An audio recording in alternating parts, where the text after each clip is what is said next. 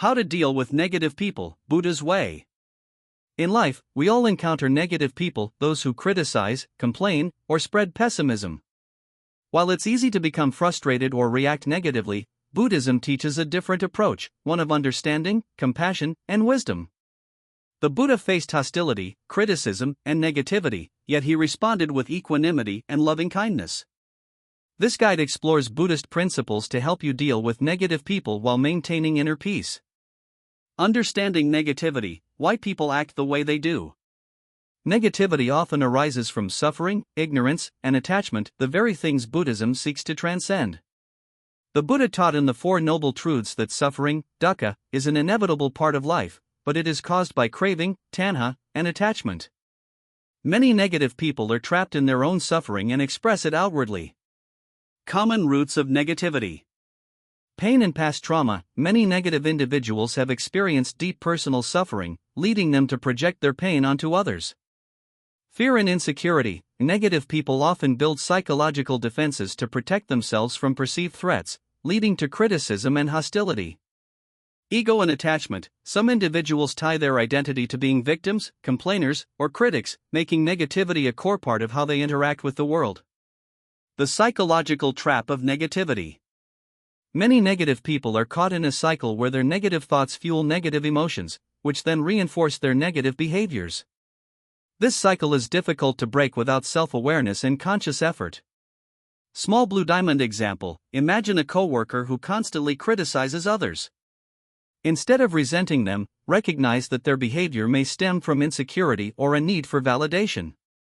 Understanding their suffering can help you respond with patience instead of frustration. By not taking their negativity personally, you create emotional distance and protect your peace. Breaking the cycle. Practice non-attachment. Recognize that their negativity is a reflection of their internal struggles, not a personal attack on you. Cultivate inner stability. Develop mindfulness practices to maintain emotional balance when faced with negativity. Respond with understanding. Instead of reacting defensively, approach negative individuals with curiosity and compassion. Small blue diamond reflection. Can you recall a time when you reacted negatively to someone's behavior?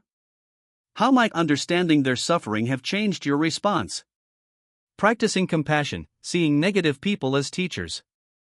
The Buddhist concept of karuna, compassion, teaches us to respond to negativity with understanding rather than judgment. Instead of viewing negative people as obstacles, consider them as teachers who help you cultivate patience, wisdom, and compassion. How to cultivate compassion for negative people. Shift your perspective. Instead of seeing them as adversaries, recognize that they are suffering beings who lack emotional regulation or wisdom.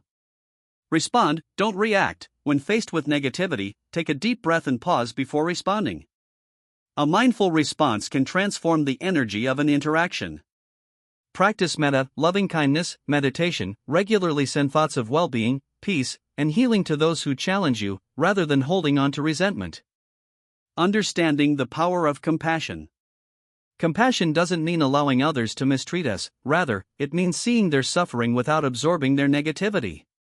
The Buddha compared compassion to a lotus flower, growing from the mud yet remaining pure and untouched by it. Small blue diamond example. The Buddha once encountered a man who insulted him. Instead of reacting, the Buddha calmly asked, if someone offers you a gift and you refuse to accept it, to whom does it belong? The man admitted that it remained with the giver. The Buddha explained that negativity only affects you if you choose to accept it. Small blue diamond. Another example, a woman faced ongoing criticism from a family member. Instead of retaliating, she responded with kindness and patience. Over time, her calm energy softened their hostility. Practicing compassion in daily life. Listen without judgment. Many negative people just want to be heard. Giving them space to express themselves without feeding their negativity can be healing. Offer gentle kindness. Sometimes, small acts of kindness toward negative people can disarm them and shift their behavior. Know when to disengage. Compassion doesn't mean tolerating toxic behavior. Sometimes, the most compassionate response is distance. Small blue diamond reflection. How can you practice compassion the next time someone directs negativity toward you? Could responding with kindness change the dynamic of the situation? Detachment and emotional boundaries. While compassion is essential, so is upekkha, equanimity, the ability to remain balanced despite external negativity. Buddhism teaches that we are not responsible for others' emotions, only our reactions to them. How to maintain emotional boundaries. Recognize what is within your control, your reactions, not their behavior. Detach from needing validation, understand that some negative people will never approve or appreciate you, and that's okay. Limit exposure when necessary, avoid feeling guilty for prioritizing your own well-being. Practice mindfulness, observe negative emotions without being swept away by them. The balance between compassion and boundaries. Compassion does not mean allowing yourself to be emotionally drained. Setting boundaries is an act of self-respect and self-care. Small blue diamond example: a family member constantly complains about life. Instead of absorbing their negativity, you listen with compassion but do not internalize their pessimism. You acknowledge their feelings but maintain emotional distance to protect your peace. Detachment as inner strength. Let go of the need to fix others. Not everyone is ready to change, and that is not your responsibility. Accept people as they are, avoid the suffering that comes from expecting them to be different. Focus on your inner world, shift attention from external negativity to inner peace. Small blue diamond example: a manager at work faces a highly critical and pessimistic employee. Instead of engaging in constant arguments, they choose to listen calmly, respond only when necessary, and avoid unnecessary debates. This preserves their energy while keeping the work environment functional. Small blue diamond reflection: are there relationships in your life where you need stronger emotional boundaries?